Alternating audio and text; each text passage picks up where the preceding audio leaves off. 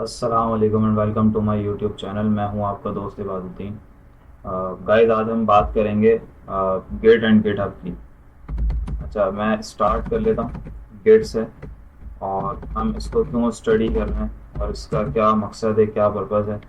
तो आज हम इस पर ज़रा गौर करेंगे। तो गिट और गिटहब प्रोग्रामिंग में या सॉफ्टवेयर डेवलपर्स के लिए क्यों इसकी नीड पड़ती है। अच्छा, गिट का मतलब होता है, गिट जो हमारा यूज़ होता है वो होता है वर्जन कंट्रोल के लिए।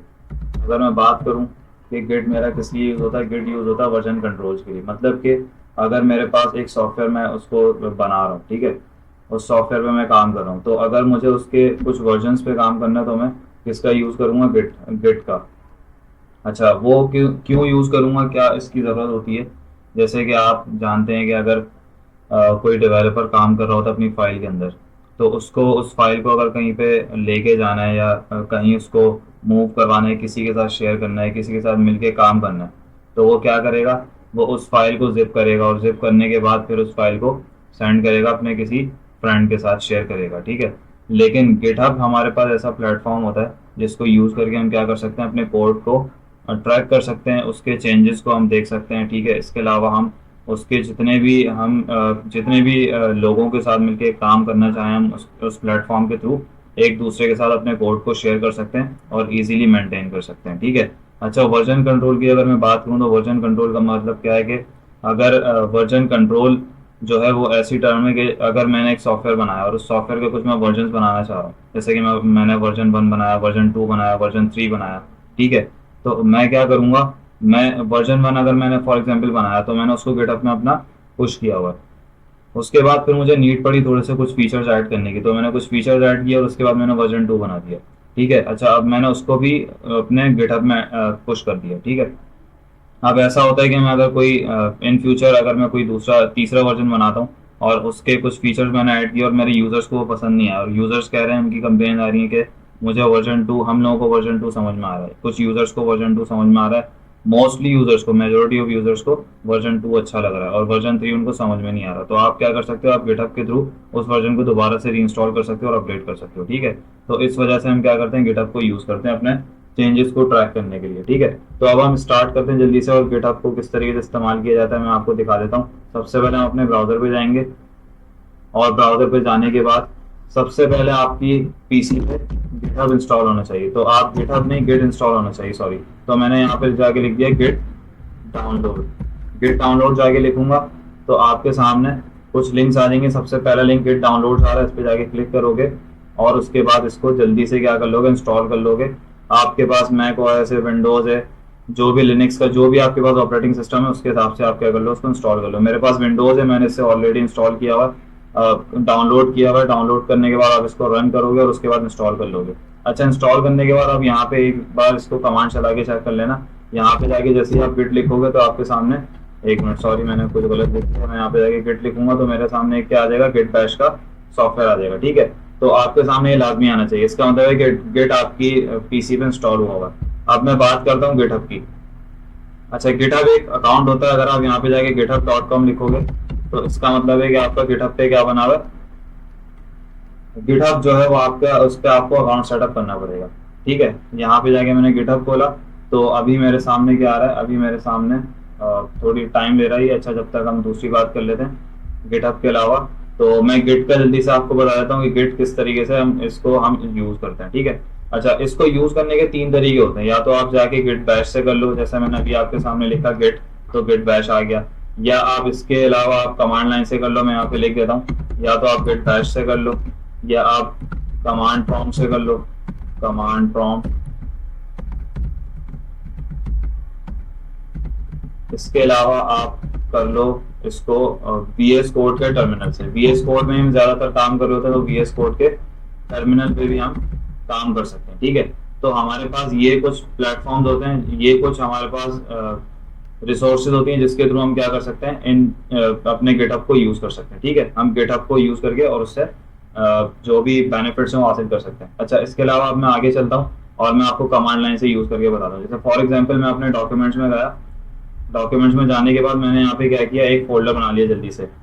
अच्छा, फोल्डर मैं यहाँ पे बनाता हूँ किस नाम से, यहाँ पे new folder, control shift time करके मैं न्यू फोल्डर बना देता हूँ और इस फोल्डर को मैं नाम रख लेता हूँ जैसे मैंने नाम रख दिया इसको pro1, ठीक है। और उसके बाद अब इसको मुझे क्या करना है, अब इसके साथ मुझे गिट पे काम करना है, ठीक है। तो यहाँ जाके मैं सबसे पहले आपको बताता हूँ गिट बैश के थ्रू। तो यहाँ इस फोल्डर के अंदर आने के बाद मैंने क्या किया, यहाँ आने के बाद राइट क्लिक किया, और राइट क्लिक करने के बाद मेरे पास ये ऑप्शन आ रहा है गिट बैश है।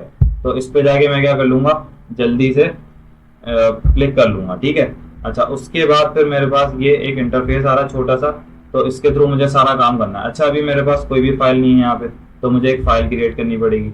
मैं यहाँ पे फाइल क्रिएट करता हूँ, टेक्स्ट डॉक्यूमेंट मैंने कोई क्रिएट कर लिया और उसका नाम रख लिया फर्स्ट। ये मेरे पास क्योंकि टेक्स्ट डॉक्यूमेंट है, अब इसके अंदर मैंने कुछ फॉर एग्जांपल लिख दिया हेलो, ठीक है। ये मेरे पास एक फाइल बन गई और इसके अंदर मैंने कुछ काम कर लिया। अब इस फाइल को मुझे क्या करना है, इस फाइल को मुझे, मैंने आपको जैसे कि बताया कि हम अपने चेंजेस को ट्रैक कर सकते हैं। अब ट्रैक करने का तरीका क्या होता है, हमारे पास कुछ जो है स्टेजेस होते हैं, जो मैं आपको बता देता हूँ जल्दी से। यहाँ पे फर्स्ट स्टेज होता है यहाँ पे, जो कि आपके सामने होता है अनट्रैक। अनट्रैक का मतलब होता है कि फाइल आपकी अभी अनट्रैक है और ये आपको शो करेगी रेड कलर से।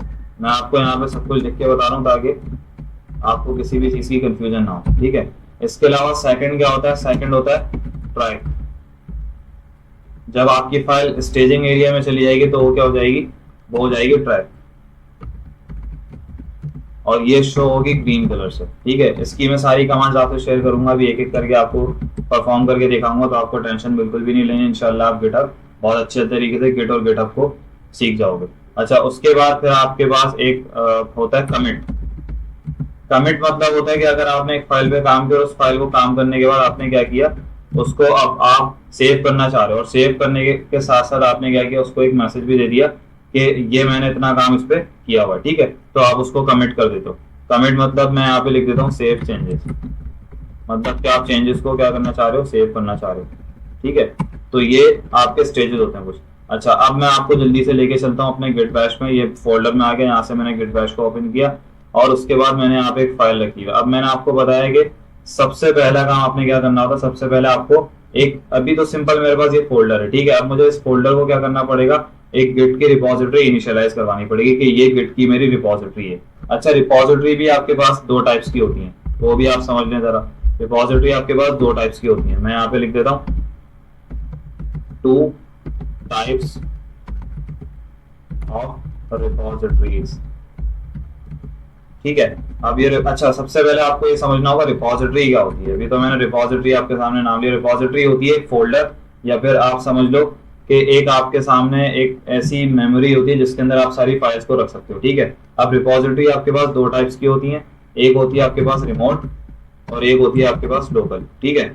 अच्छा, रिमोट का मतलब क्या होता है, रिमोट रिपोजिटरी वो होती है जो कि आपके गिटहब में होती है, ये रिमोट रिपोजिटरी है। इसके अलावा अगर मैं बात करूं लोकल रिपोजिटरी की, लोकल रिपोजिटरी वो होती है जो आपके पीसी के अंदर होती है, इन पीसी लिख देता हूं, ठीक है। ये दो टाइप्स के आपके पास रिपोजिटरी होती हैं। अब मैं अभी सिर्फ बात कर रहा हूँ लोकल रिपोजिटरी की, मतलब के इसकी, ठीक है। अब लोकल रिपोजिटरी में जल्दी से चलते हैं। मेरे पास अभी क्या है, सिंपल एक फोल्डर बना हुआ है, मुझे इसको क्या बनाना है, गिटहब की रिपोजिटरी, गिट की रिपोजिटरी बनानी है।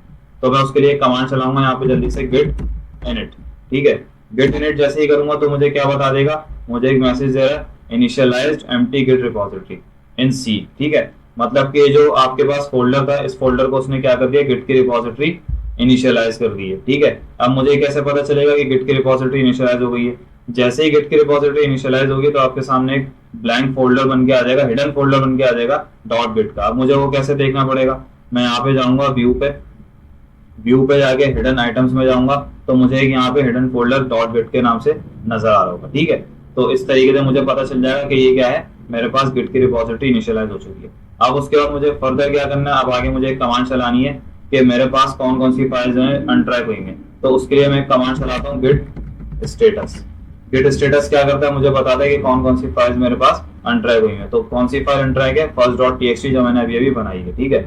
अब उसके बाद मुझे क्या करना है, इसको ट्रैक करना है। ट्रैक करने के लिए जो कमांड होती है कौन सी होती है, गिट ऐड, और उसके बाद मुझे, मैं फाइल का नाम भी दे सकता हूँ, जैसे फर्स्ट डॉट टीएक्सटी मैंने दे दिया नाम, या फिर मैं इसके अलावा दूसरे तरीके भी इख्तियार कर सकता हूँ जो मैं अभी आपसे डिस्कस करूंगा। अभी मैं सिर्फ आपको बता रहा हूँ कि मुझे, मेरे पास सिर्फ एक ही फाइल है तो मुझे एक ही फाइल, इसी फाइल को क्या करना है, ट्रैक करना है। तो ट्रैक करने के लिए गिट ऐड और उसका नाम फाइल का, जैसे ही मैंने एंटर किया तो उसके बाद अब मुझे स्टेटस फिर से देखना है कि मेरी फाइल ट्रैक हुई है नहीं। जैसे ही मैंने स्टेटस की कमांड चलाई तो मुझे क्या बता रहा है कि ये मेरी फाइल क्या हो चुकी है, ट्रैक हो चुकी है। ठीक है, अब ट्रैक करने के बाद मैंने आपको क्या बताया था, नेक्स्ट स्टेप क्या बताया था कि मुझे क्या करना है, सेव चेंजेस करने हैं, मतलब कि कमिट करना है। अब कमिट करने के लिए मैं क्या करूंगा, यहाँ पे जाऊंगा गिट बैश पे, और उसके बाद यहाँ पे जाके एक कमांड चलाऊंगा, गिट कमिट -m मतलब मैसेज, जो भी मुझे मैसेज देना हो डबल कोट्स के अंदर दूंगा। अब मैसेज मैंने दिया फर्स्ट .txt इज क्रिएटेड। ठीक है, ये मैंने एक कमिट दे दिया। अच्छा, कमिट देने का मकसद क्या होता है, कमिट का मैसेज देने का मकसद क्या होता है?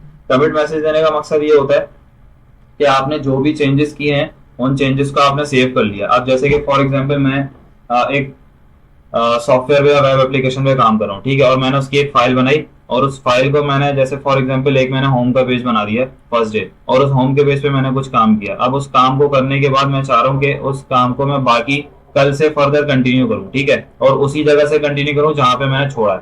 तो मैं क्या करूंगा, उस चेंजेस को सेव करने के लिए कमिट करूंगा, और कमिट में मैं लिख दूंगा मैसेज कि मैंने इतना काम कर लिया। मतलब कि जैसे मैंने हेडर बना दिया, फुटर हेडर बना दिया, और इसके अलावा मैंने मेन का अपना सेक्शन बना चुका हूं मैं, ठीक है, और मैं वहां पे कमिट में लिख सकता हूँ कि header and main is done. ठीक है, इस तरीके से मैं कमिट कर सकता हूँ ताकि मुझे पता चल जाए। अब जैसे ही मैं कमिट करूंगा ना, मैं आपको दिखाता हूँ कि कमिट करने के बाद ये टाइम और डेट के हिसाब से और डे के हिसाब से यहाँ पे सेव हो जाएगा। मतलब कि इस पूरी जो फाइल है, इस फाइल के अंदर जो भी मैंने चेंजेस किया उसका एक कमिट करने का मकसद है कि उसका एक स्नैपशॉट की फॉर्म में मेरे पास सेव हो जाएगा। ठीक है, और जब भी मैं उसको इन फ्यूचर पुश करूंगा गिटहब में तो एज इट इज वो पुश हो जाएगा। अब कमिट की मुझे हिस्ट्री देखनी है कि मैंने कमिट लास्ट क्या किया था, तो उसके लिए मैं क्या करूंगा, गिट लॉग।